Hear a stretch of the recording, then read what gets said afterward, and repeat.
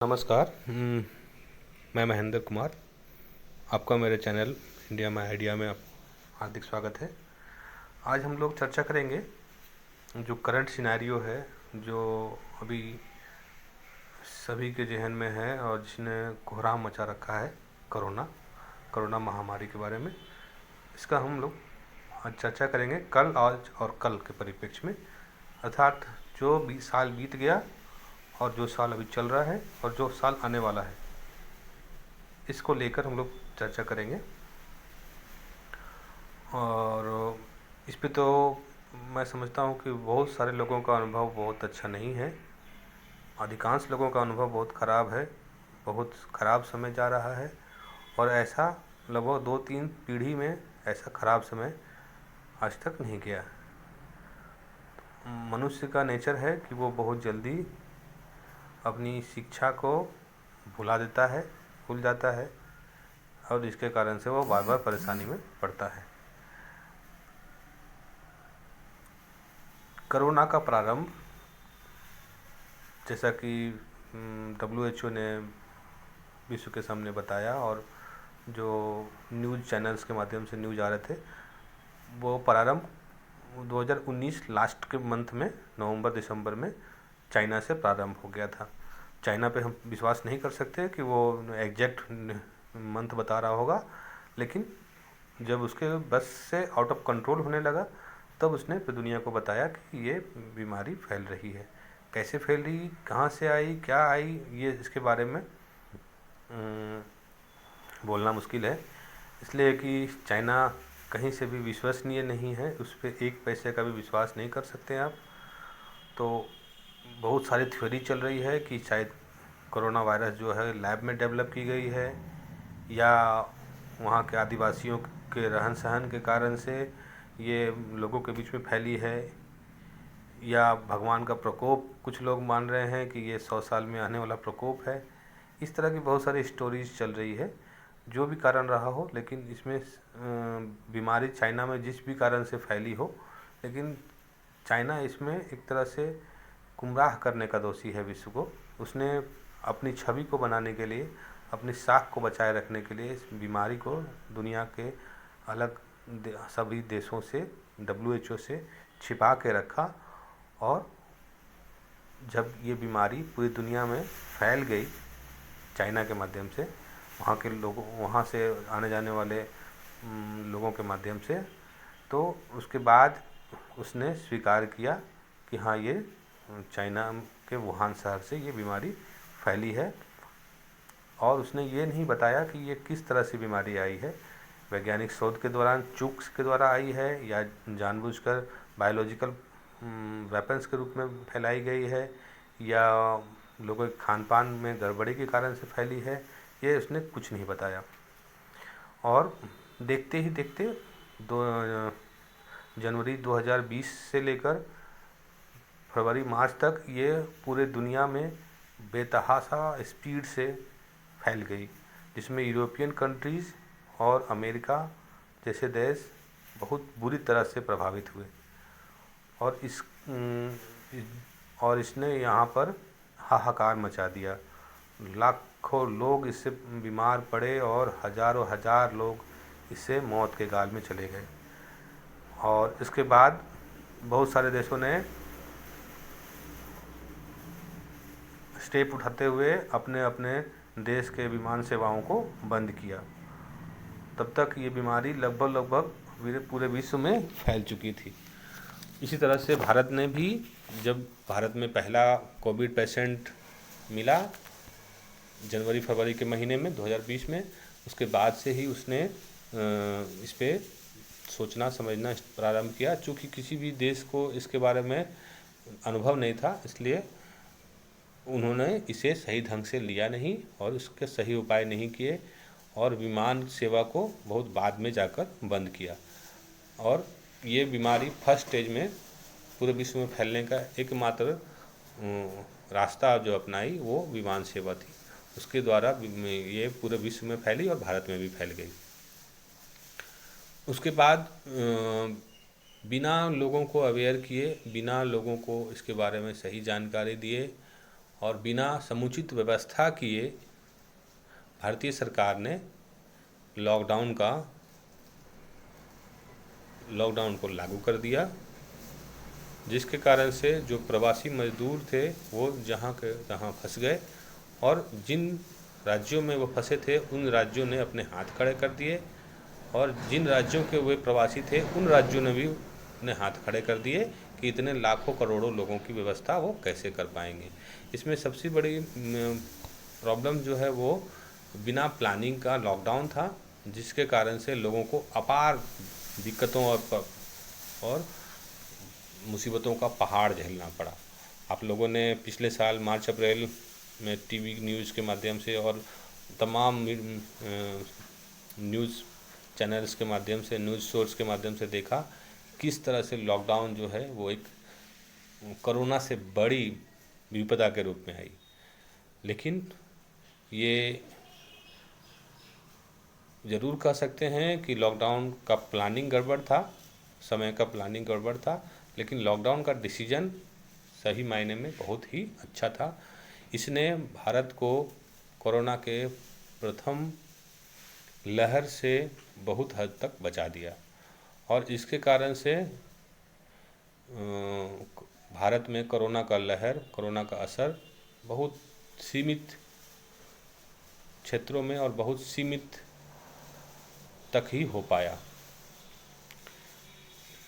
और उसके बाद बहुत जल्दी ही भारत के लोग इस महामारी की चपेट से बाहर आने लगे।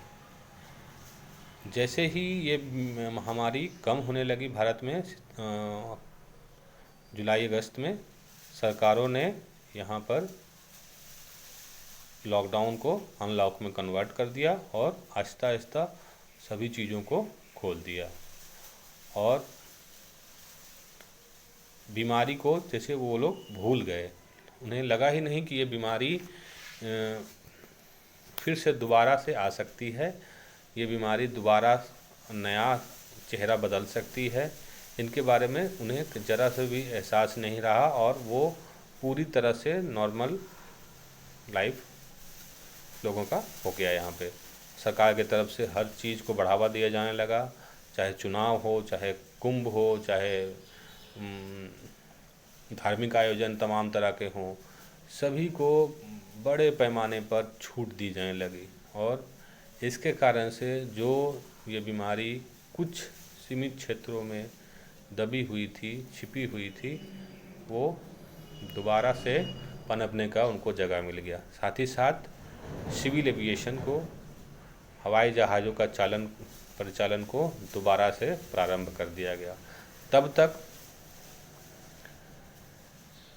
तक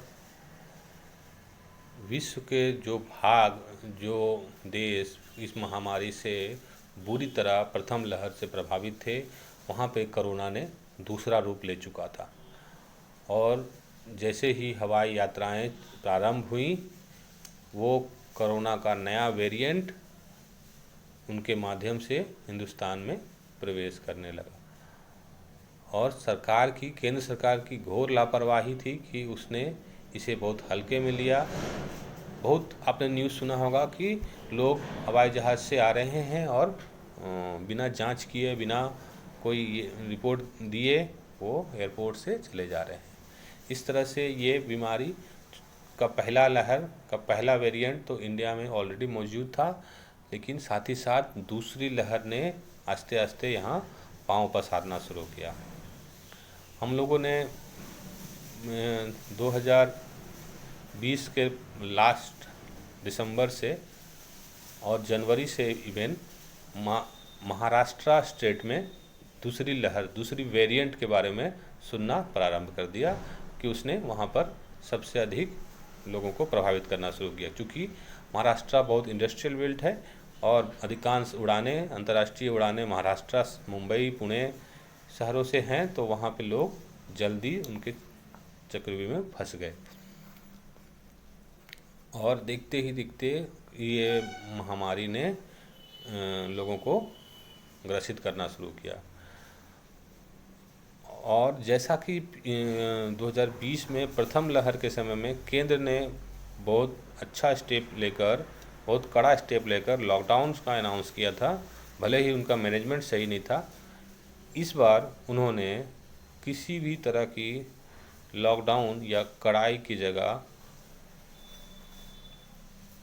अपना सारा जिम्मा राज्य सरकारों के ऊपर डाल दिया, और राज्य सरकारों ने इसे गलत ढंग से लेते हुए, चूँकि राज्य सरकारों को अनुभव की कमी रहती है, तो गलत ढंग से लेते हुए इसमें घोर लापरवाहियाँ की। इवन जब कोरोना पीक पे भी सेकेंड लहर में चला गया था, तब भी बहुत सारे राज्यों में लॉकडाउन नहीं लगाया गया था। आप इस चीज़ से सोच सकते हैं कि राज्य सरकारों की क्या मनोदशा थी, क्या उनका सरोकार था, क्या उनके मन में विचार चल रहे थे कि उसने लॉकडाउन नहीं लगाया था। और बोलता केंद्र की तरफ से भी ये इंस्ट्रक्शन था कि लॉकडाउन कोई उपाय नहीं है। इस तरह के गैर जिम्मेदाराना व्यवहार के कारण से, केंद्र और राज्यों के व्यवहार की लापरवाही के कारण से, जिम्मेदाराना कार्रवाइयों की वजह से ये बीमारी जो है वो भयानक रूप ले चुकी थी। इसमें मैं बोलूँगा कि देश के अंदर जो सेकेंड वेरिएंट आया था, उसको फैलाने में रेलवे ने बहुत बड़ा काम किया। जैसा कि आप जानते हैं कि प्रथम लहर में लॉकडाउन के कारण से सारी ट्रेनें बंद हो गई थी, लेकिन दूसरी लहर में ट्रेनें लगातार चलती रहें और अभी तक चल रही हैं। साथ ही साथ अंतर्राज्यीय बस और अन्य परिवहन के साधन पूरी तरह से चल रहे हैं, जिसके कारण से ये कोरोना का स्प्रेड बहुत भयानक तरीके से पूरे देश में फैल गया। अभी वर्तमान दशा में देखें तो ये कोरोना लगभग अपने पीक की तरफ से ढलान की तरफ जा रहा है, और इस बीच में उसने जो भयानक मंजर खड़ा किया है, देखकर आदमी की रूह कांप जाती है। चाहे आप गंगा नदी में प्रवाहित किए गए लाशों को देखें, या श्मशान घाट में बिना ढंग से क्रियाक्रम के पड़ी लाशों को देखें। ये आपको बताने की ज़रूरत नहीं है कि दशा क्या है। अभी की दशा देखकर लोगों को भय होता है, भय लग रहा है, लेकिन राज्यों की लापरवाहियाँ बेहद बेहद बेहद ज़्यादा है। सभी जानते हैं कि भारत में राज्यों की व्यवस्थाएं लचर हैं, चाहे वो स्वास्थ्य सुविधाएं हों, शिक्षा सुविधाएं हों, और कोई भी सुविधा हो, कोई भी क्षेत्र हो, राज्यों की स्थिति बहुत ही लचर होती है। और इन्हीं स्वास्थ्य सेवाओं के बल पे इतनी बड़ी महामारी से निपटने के लिए राज्यों को केंद्र ने छोड़ दिया, और इसका ही नतीजा था कि हर राज्य से oxygen shortage, vaccine shortage, bed shortage जैसी तमाम तरह की न्यूज़ और खबरें आई, और जिन्होंने लोगों के दिलो दिमाग को झकझोर के रख दिया। अब जबकि मई 20-21 तारीख हो गई है, और अब जो है कोरोना का पीक, जैसा कि वैज्ञानिक और जो इस पर अध्ययन करने वाले हैं वो बता रहे हैं कि ये अपने पीक से डाउन की तरफ जा रही है। तो उम्मीद है कि ये आने वाले 2-3 महीनों में अपने बॉटम की तरफ चली जाए। उम्मीद है कि अगस्त सितंबर तक में, जुलाई से अगस्त के बीच में ये अपने बॉटम की तरफ चली जाए।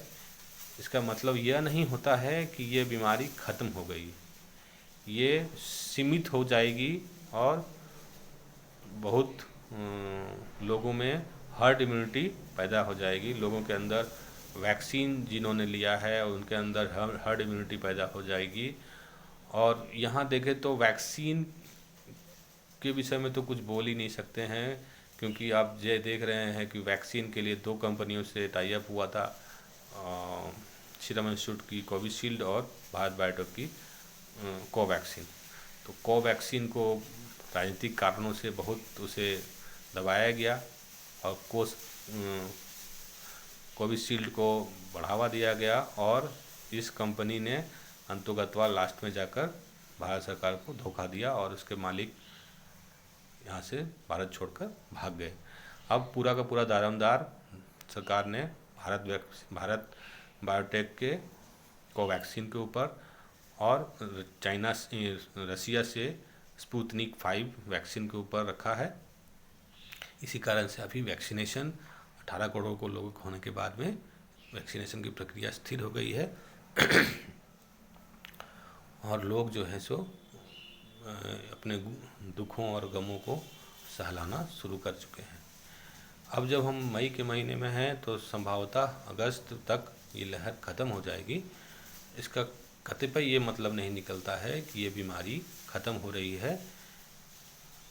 जैसा कि इस क्षेत्र के जानकार बताते हैं कि अगर लापरवाही करी गई, अगर जो लॉकडाउन राज्यों ने अपने राज्य में कुछ इम्प्लीमेंट किए हैं उनमें अगर ढिलाई दी गई, उनको अगर ढीला छोड़ा गया और सिविल हवाई जहाज़ यात्रा, सिविल एविएशन को अगर ढीला छोड़ा गया तो संभवतः भारत में कोरोना की तीसरी लहर भी आ सकती है। और जैसा कि शोधकर्ता बता रहे हैं कि तीसरी लहर की भयावहता पिछले 2 लहरों से बहुत ज़्यादा होगी, क्योंकि ये अब बच्चों के ऊपर में ज़्यादा संक्रमित करेगी, बच्चों को ज़्यादा प्रभावित करेगी। क्योंकि बुज़ुर्गों में फर्स्ट राउंड में प्रभावित किया था, उसके बाद वैक्सीनेशन प्रक्रिया चली, उसके बाद सेकेंड राउंड में यंग लोगों पे, युवा लोगों पे प्रभावित किया, उसके बाद अब उनकी भी वैक्सीनेशन प्रारंभ हो गई है। तो संभवतः उम्मीद है कि अब तीसरी लहर जो है वो बच्चों पे बहुत बुरा असर डालेगी। तो होना यह चाहिए कि तीसरी लहर से आने के पहले सरकार इस विषय में प्रिपेयर हो जाए और उसको कैसे रोका जाए, कैसे कम किया जाए, कैसे कंट्रोल में रखा जाए, इसके विषय में पूरी अच्छे से विचार विमर्श करके, जो इसके विशेषज्ञ हैं उनसे विचार विमर्श करके वैसी नीतियां बनाई जाए ताकि बच्चे कम से कम इस बीमारी से प्रभावित न हो। अभी सारा विश्व जो है वो धीरे धीरे इस महामारी से रिकवर हो रहा है। हमारा देश भी सेकेंड लहर को भोगने के बाद अब डाउन की तरफ जा रहा है। यहाँ अभी लहर कम हो रही है, लोग आहिस्ता आहिस्ता रिकवर ज़्यादा हो रहे हैं और ये बीमारी अभी फ़िलहाल के लिए दबती हुई दिख रही है। लेकिन ये कहना मुश्किल है कि ये बीमारी ख़त्म हो गई है या चली गई है, ये तो आने वाला समय बताएगा। लेकिन इस महामारी ने हमारे देश के निम्न और मध्य वर्ग की कमर तोड़ के रख दी है। जो लोग अपने दम पर अपनी रोजी रोटी चलाते हैं, तमाम तरह के पेशों में जो हैं, उनकी रोजी रोजगार पिछले साल 2020-21 में और फिर इस साल 2021-22 में बहुत बुरी तरह से प्रभावित हुई है। और इसमें किसी क्षेत्र विशेष का नाम लेना गलत होगा, क्योंकि लगभग सभी क्षेत्रों के लोग प्रभावित हुए हैं। बच्चों की पढ़ाई, बच्चों की एक्टिविटीज़ का तो विपुल नुकसान हुआ है, जिसकी भरपाई शायद आने वाले समय में होने में समय लगेगा।